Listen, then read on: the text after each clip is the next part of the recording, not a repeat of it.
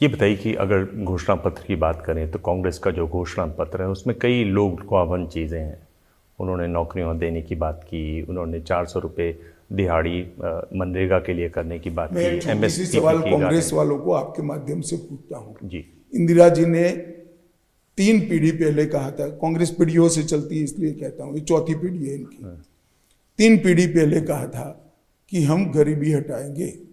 क्या हुआ? मोदी जी जब प्रधानमंत्री बने 2014 में 60 करोड़ परिवार में एक भी बैंक अकाउंट नहीं था। 14 करोड़ लोगों के घर में टॉयलेट नहीं था। 10 करोड़ लोगों के घर में गैस नहीं था। देश के 7 करोड़ लोगों के पास घर नहीं था, घर में खाना नहीं था, स्वास्थ्य की सुविधाएं नहीं थी।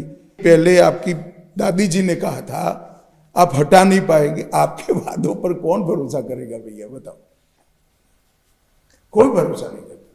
पर जैसे 30 लाख नौकरियां हैं, दिहाड़ी बढ़ाने की बात है, इस तरह की चीज़ें बीजेपी के मैनिफेस्टो में नहीं दिखती हैं, लोक लुभावन चीज़ें। नहीं, हमने करा है। मोदी जी ने अभी 1 साल में 10 लाख नौकरियां दी 2023-24 में।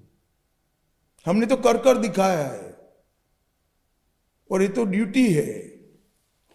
एक और जो महत्वपूर्ण एक बहुत ये मुद्दा है कि जिस तरह से इंडिया अलायंस की पार्टी है CPM, उसने कहा कि वो परमाणु हथियारों को नष्ट करेगी।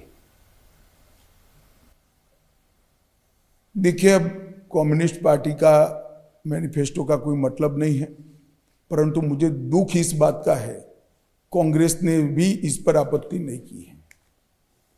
देश की सुरक्षा के साथ इस तरह की लूज बातें कर खिलवाड़ नहीं करना चाहिए। हमारे अकेले से परमाणु शस्त्रों से मुक्त होने से क्या विश्व में शांति हो जाएगी? मैं पूछना चाहता हूं कम्युनिस्ट पार्टियों को, क्यों ये सलाह रसिया और चाइना को नहीं देते हो? क्यों पाकिस्तान को नहीं देते हैं? और क्या मकसद है? ये इरिलेवेंट हो चुके हैं दिबांग जी, पूरी दुनिया में इरिलेवेंट हो चुके हैं, भारत में भी इरिलेवेंट हो चुके हैं। मगर आप जैसे गिने चुने पत्रकार रह गए हैं जो कम्युनिस्ट पार्टी को ध्यान से पढ़ते हैं। मैं तो सबको पढ़ता हूं। नहीं, पढ़ना कोई बुरी बात नहीं है, इसको मान लेना ठीक नहीं है। मैं ही कहता हूं कि ये जो बीजेपी वाले कहते हैं कि इनके पास प्रधानमंत्री का कोई चेहरा नहीं है, फिर आप ये कहते हैं इनकी सरकार आएगी तो हर साल एक नया प्रधानमंत्री आएगा। किसी इंडिया अलायंस के नेता ने ही कल कहा है कि हमारे 5 साल में 3 प्रधानमंत्री बनेंगे। शायद योजना हर साल एक की होगी, परंतु अभी 3 तो बोल ही गए हो। मैं नहीं कहता। इसमें आपका जो प्रचार है उसमें बहुत ये देखा जा रहा है अमित जी कि एक तरीके से आप कांग्रेस का डर दिखा रहे हैं कि कांग्रेस आएगी तो ऐसे कर देगी, कांग्रेस आएगी तो ये बिगाड़ देगी, शरिया कर देगी।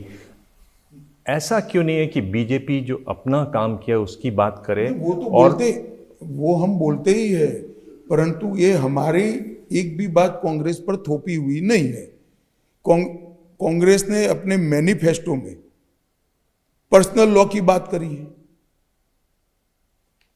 तो इंटरप्रिटेशन तो होगा ही होगा। देश की जनता के सामने ये बात रखना हमारा दायित्व है भाई।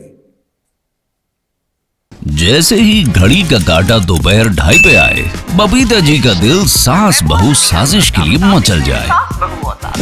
और ये है इनकी बहू, पूरे दिन ऑफिस की टेंशन हो जाए गॉन जब ये करें अपना फेवरेट शो फ्री टाइम पे ऑन। इनकी तरह आप भी देखें अपना फेवरेट शो अपने टाइम पर और डाउनलोड कीजिए ABP लाइव ऐप अपने स्मार्ट टीवी पर।